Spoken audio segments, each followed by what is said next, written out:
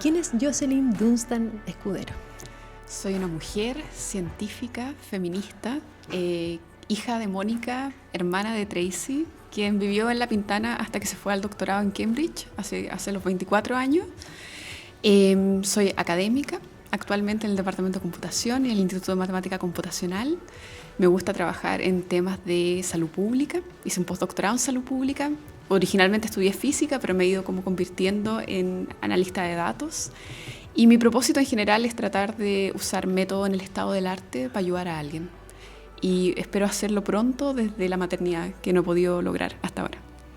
Jocelyn, bienvenida desde El Propósito. Aquí queremos conocer tu historia y también justamente saber ese propósito y profundizar en él. Uh-huh. Cuéntanos un poco cómo fue tu acercamiento a la ciencia, cómo te fuiste encantando con la ciencia. Yo creo que siempre fui matea. O sea, como que me gustaba estudiar. Además venía de un hogar como disfuncional, con un papá alcohólico.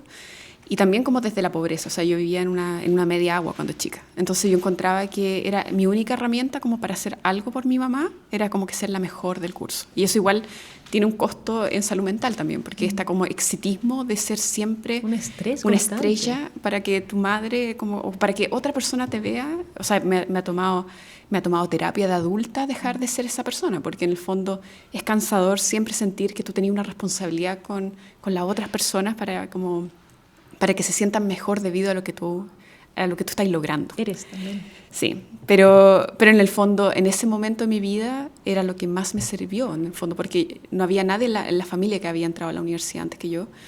Entonces, como que tenías que ser muy, muy buena, porque en el fondo yo estudiaba en un colegio en el bosque, que era como una casa, y el primer paso fue ir al Carmela Carvajal, un liceo público en Providencia, pero igual era súper difícil entrar, eran 700 niñas, 40 cupos.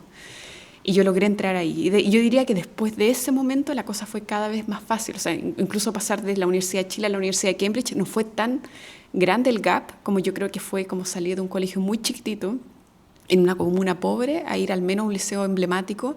Eso fue un súper salto. ¿Y la ciencia, cuándo la encontraste? Yo creo que entonces como que me pasaba que en las vacaciones de verano, así como diciembre, enero, febrero, yo como que me aburría igual. Nunca jugué a nada, o sea, como no veía ni tele. Entonces yo lo que hacía era como leer unos libros, así incluso de historia, así como de estas como colecciones que venían con el diario, así como... Y yo lo que hacía, me acuerdo, era como leer un capítulo y después con mis propias palabras hacía como un resumen. Y yo sentía que estaba, lo que ahora podría ser como una revisión bibliográfica.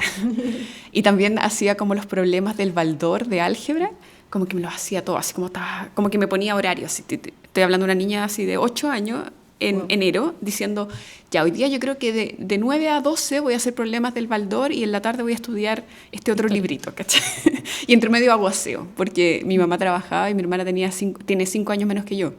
Entonces, en el fondo, yo igual no tuve tanta infancia, porque tenía 8 años, mi hermana 3, y yo como que hacía todas estas cosas, o sea, como que le daba comida. Estaba a cargo un poco. Sí.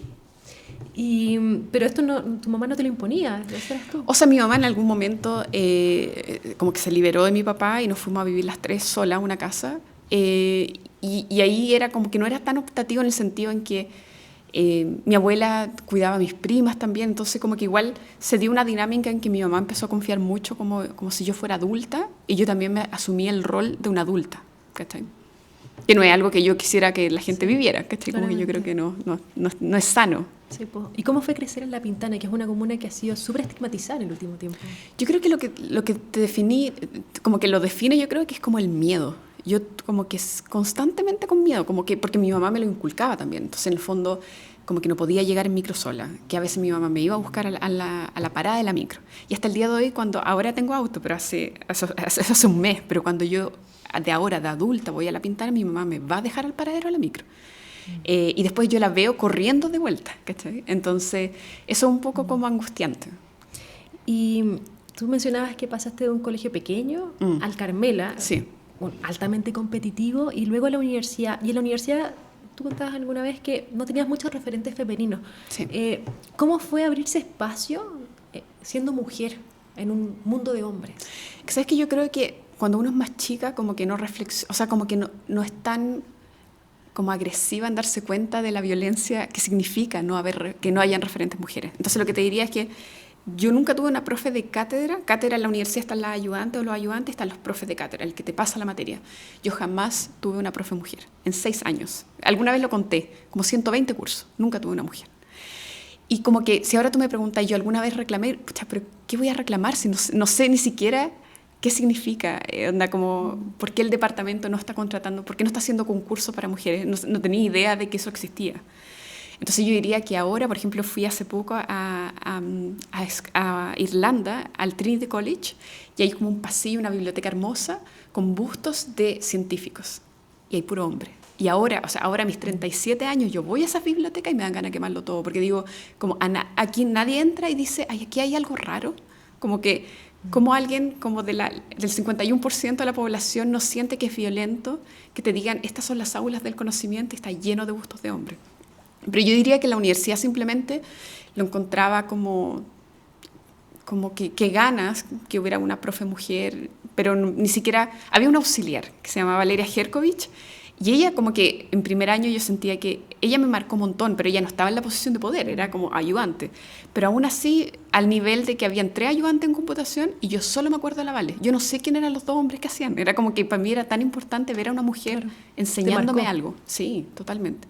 Y desde la ternura igual. O sea, como que la Vale no se trataba de hacer más hombre en un nivel. Yo estudiaba en Bochef, que es una escuela de ingeniería como bien masculina, y yo sentía que la Valeria todavía no perdía su esencia. Y hasta el día de hoy, o sea, somos colegas hoy día en la Católica, y yo todavía siento en la Valeria como la mujer que de verdad ella es por dentro, ¿cachai? No se trató de masculinizar. Exacto. Para competir como uno más, ¿no? Totalmente. Bueno, han cambiado los tiempos. Sí. Eso se agradece muchísimo. Y en ese sentido, ¿cuáles fueron esos desafíos, esos problemas que te diste cuenta o que tuviste que sortear? Sí, o sea, yo creo que me pasó en lo económico.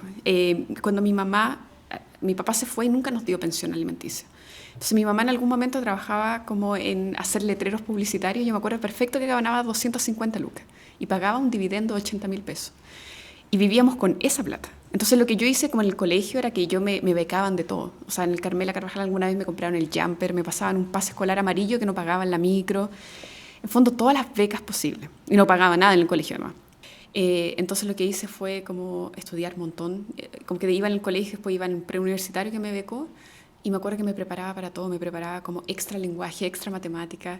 Yo creo que no hay un momento como más decidido que en esa época. Yo me acuerdo que en mi pieza además tenía como unos papelógrafos pegados con todas las materias que no me sabía todavía. Yo di la primera PSU y me acuerdo que era como sistema endocrino, no sé qué, porque yo como que sentía que tenía que como brillar en todas las pruebas porque era lo que yo necesitaba para entrar con una beca total.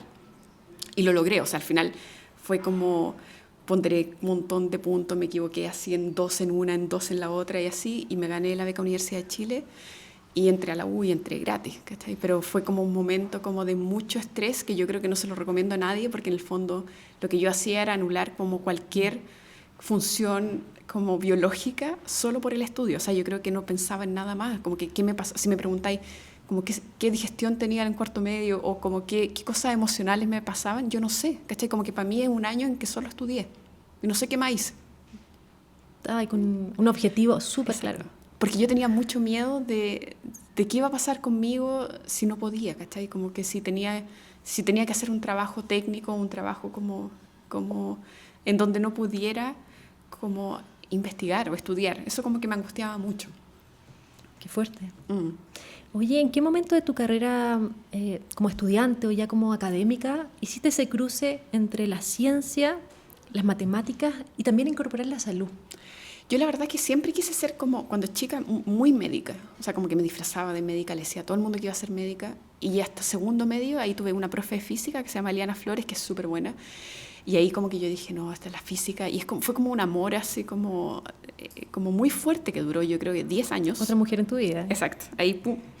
Y en el fondo dije, bueno, voy a estudiar física. Y ahí mi mamá a cada rato diciéndome, y cuando salieron los puntajes y me alcanzaba para todo, me decía, ¿estás segura que no querés medicina? Onda, te alcanzaba medicina en todas partes. Y yo sí, lo sé, pero voy a estudiar. Y entré al plan común de ingeniería y ciencia, que entonces en el fondo yo entré al plan común pensando, ojalá me guste una ingeniería. Y iba a todas las charlas vocacionales de una ingeniería, porque en el fondo, para alguien que tiene su primer integrante de la familia en la universidad, estudiar licenciatura en física era como, o sea, ¿cómo le explico que ni siquiera es educación física? Es como otra ciencia. Y no es profesora de física. Además. Entonces, al final, lo que pasó es que entonces yo tenía esta vocación, porque yo quería estudiar como, pensaba, medicina para poder atender a vecinos como gratis, para poder tener como horas en una consulta y horas como por fuera, como que pensaba en un montón de cosas así como bonitas de la medicina. Pero en realidad me gustaba la matemática y la física, y me gustaba esta cosa como de que no se entiende y se entiende, como que para mí en ese tiempo la biología, como la del colegio, era como muy memorizar, y la física era como, no entiendo, entiendo. Entonces como que eso me llamaba la atención. Ahora yo entiendo que la medicina también tiene de eso, pero como se enseña en el colegio era como más fome. Y entonces estudié física como muy, muy motivada, y después el magíster, después el doctorado. Pero ahí me pasó en el doctorado, que estaba en Cambridge, donde estaba Stephen Hawking pasando con sus sillas y 2 veces al día lo veía. Y yo decía, como que estoy en el top de algo en física, ¿cachai? ¿Y por qué todavía me falta algo? O sea, como que... Y no era como una simple depresión como pasajera, ¿cachai? Era más profundo, era como...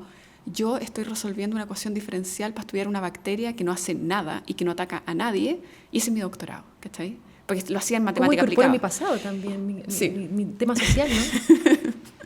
Exacto, y era como, a mí me da la impresión de que yo podría estar haciendo algo por alguien, y en vez de eso estoy estudiando una bacteria que no mata a nadie y que no produce ni diarrea, no hace nada, así era como una bacteria de juguetes.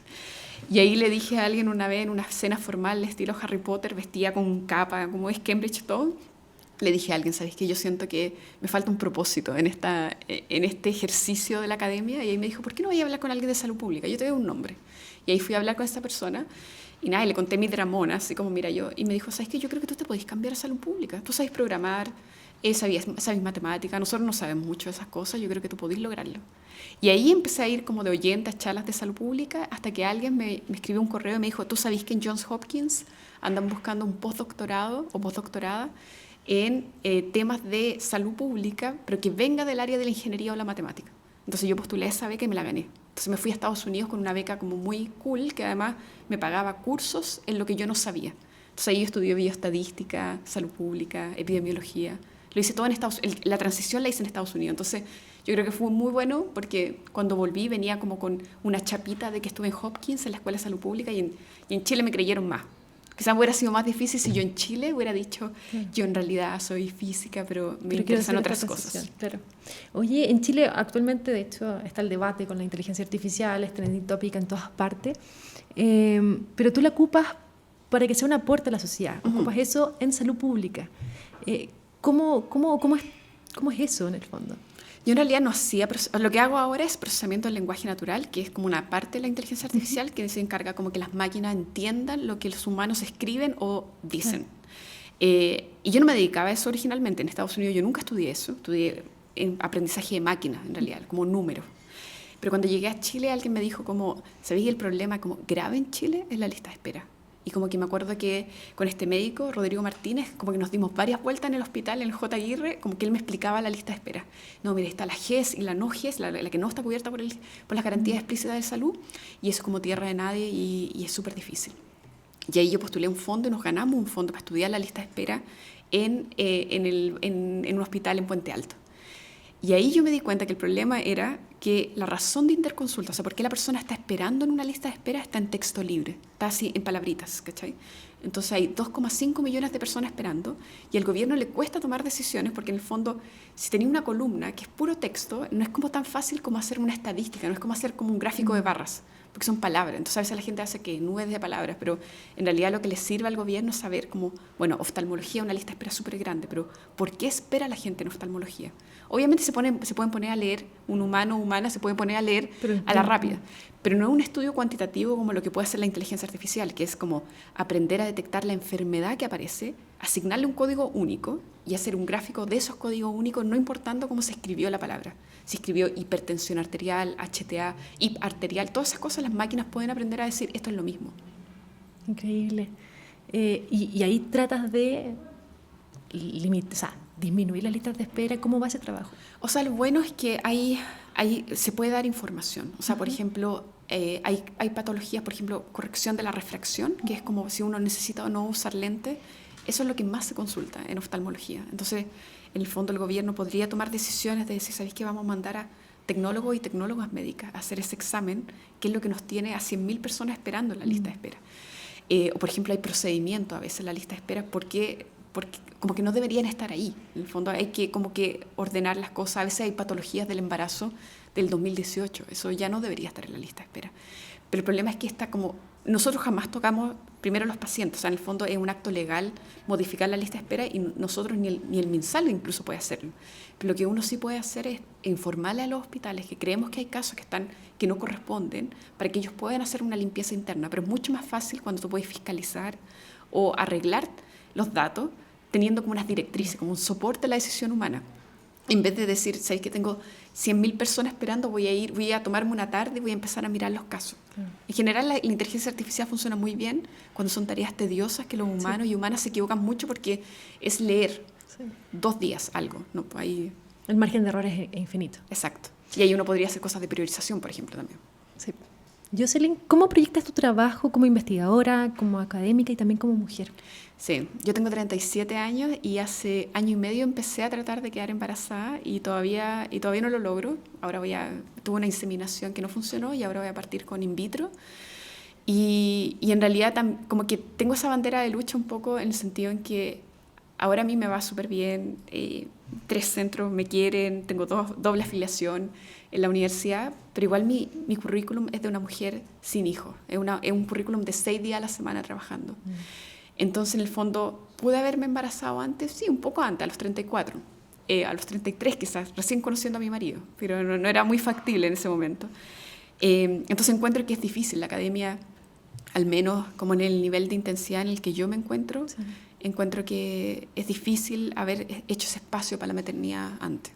Algo que la mujer se ve expuesta en todos ámbitos, no solo en la academia, quizás en la academia es más exacerbado, ¿no? Sí, yo creo que porque se da esto mucho, de que como nos miden tanto por los artículos, en general los artículos tú los haces los fines de semana o en las noches. Entonces yo, o sea, si te dijera cuántas veces yo siento como esto yo no lo podría estar haciendo si tuviera una guagua. Porque en el fondo es como, yo sé que estoy trabajando hasta las 12 y eso como que es inviable con alguien que no se va a buscar a su hijo o hija y la lleva para la casa. ¿Y tu sueño cuál es, Jocelyn? Yo como que me encanta esta idea de como trabajar para la gente, o sea, como en conjunto con el gobierno, y sobre todo este gobierno que está tan abierto a colaborar con la academia, ojalá cosas entretenidas, porque como que lo entretienen también desde lo académico, y además porque me gusta poner tesistas que puedan sacar su doctorado o su magíster en eso. Entonces, en el fondo, tiene que ser un problema que sea atractivo, que uno pueda usar algo como en el estado del arte, pero también que tenga una motivación súper clara. Y yo creo que el problema de la lista de espera es para nosotros, primero, el proyecto como más grande que yo he tenido en mi vida, ¿cachai? Y además, como que yo siento que todo mi equipo está como que siempre que estamos hablando, siempre estamos como hablando de la lista de espera, como que es algo que yo no suelto, pero mi equipo tampoco. Entonces, como eso es muy bonito, como que todos sabemos que estamos a punto de hacer algo y que en algún momento esto va a salir como a la luz y van a decir como en este periodo del tiempo las listas de espera disminuyeron a la mitad o los tiempos de espera disminuyeron. Entonces yo creo que es y como mediado por una inteligencia artificial que se hizo desde la ética y la responsabilidad de los datos, como que a mí me encantaría eso. Es como el fin último, el sueño. Jocelyn Dunstan Escudero, muchísimas gracias por acompañarnos aquí a conocer tu historia en Desde el Propósito. Feliz yo. Gracias.